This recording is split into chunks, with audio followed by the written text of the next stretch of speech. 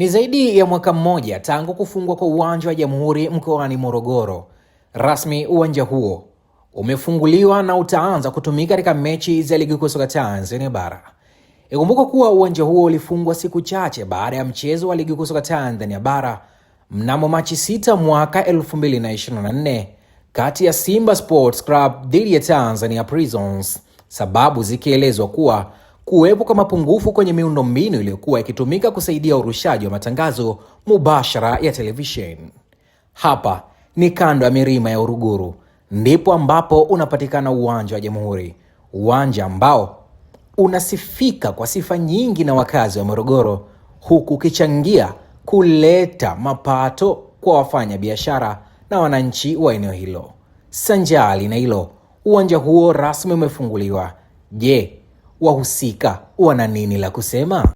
Ni kiu ambayo ilikuwa inasubiriwa kwa muda mrefu sana, na MRFA imesikia kilio cha wakazi, tumefanyia kazi na hatimaye uwanja umefunguliwa.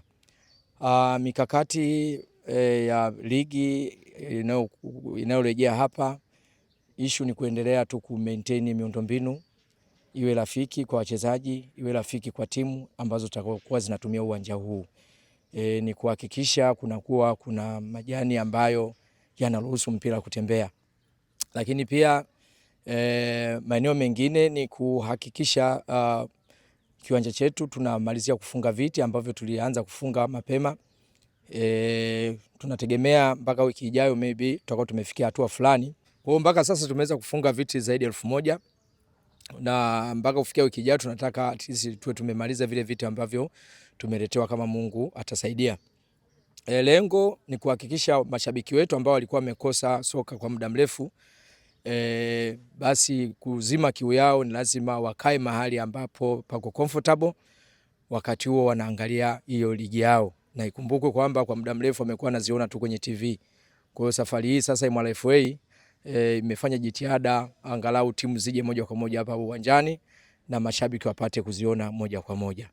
Tuna mechi ambazo tunatarajia kuzifanyike hapa. Tuna KMC ambayo ni tarehe 14, yani Mtibwa na KMC, lakini pia tutakuwa tuna mechi kati ya Mtibwa na JKT, na mwisho kabisa kule nafikiri tunaenda kuipata mechi ya Simba na Mtibwa ambayo tunatarajia pia ifanyike hapa kama tutaendelea ku-maintain miundombinu ya uwanja.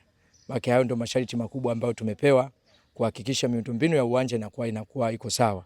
Kwa hiyo na sisi tunakimbizana nayo kuhakikisha tuende 200%, sio 100% tuliofikia sasa. Dressing rooms nafikiria tutakwenda kuziboresha kwa kupaka rangi pia. Maana ligi ilikuwa imesimama kwa muda mrefu.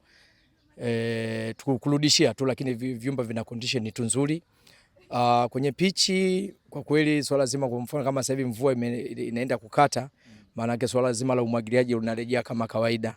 Na hili tumelianza nalo jana na tutaendelea nalo kwa mfululizo, tuhakikishe uwanja wetu unakuwa kijani muda wote, na nyasi zinakava maeneo yote. Lakini pia kugundua kwamba wapi maji yanakaa, kama yanakaa tuweze kuhakikisha tunalidhibiti mapema, hata ikija mvua isitokee itilafu aina yoyote, ligi iweze kuendelea na isisimame.